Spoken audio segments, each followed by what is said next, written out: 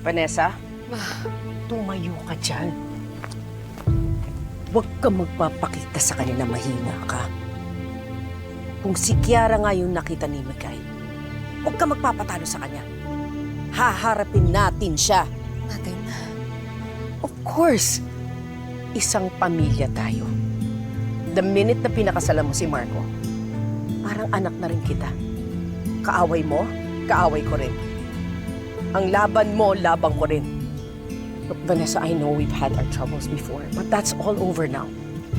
Total, iisa lang naman ang layunin natin, di ba? Ang protektahan ng pamilya natin.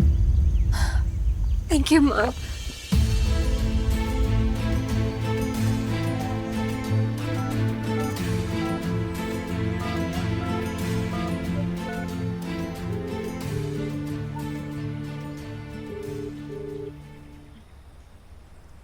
Hello, Inspector. Mr. Panganiban, kumusta po ang bakasyon? Sana okay po ang lahat at walang problema kung nasa man kayo. Well, hindi ako tatawag kung walang problema, di ba po? Bakit? May nangyari po ba? Si Mikay kasi, parang nakita daw niya si Kiara. Though, nakamask naman daw siya, pero sure daw siya na siya yun eh. She recognizes her kahit nakatalikod siya. Imposible yan. Hindi si Kiara Aquino ang nakita ng anak ninyo. Bakit parang sure kayo? Dahil nasa harapan ko si Kiara Aquino. For sure, magkakagulo. Okay, sige, Inspector. Please make sure bantayan niyo si Kiara. Huwag niyo siya hayaang makatakas sa facility. Sige po sir, mag-update ako. Hindi ako papayag na sa lang yung masaya.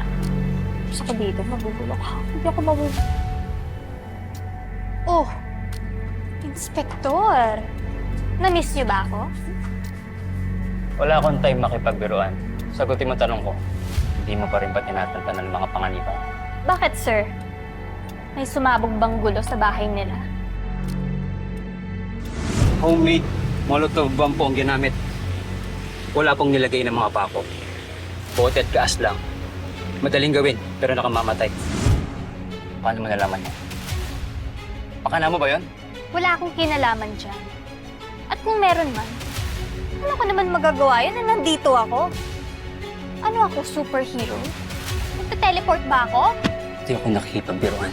Kahit may sakit ka sa utak, papatulang kita. May kasabot ka ba sa labas? Sino? Bitawan mo ako, Nesky! Bitawan mo ako! Inspector! Nesky! Bitawan niyo siya!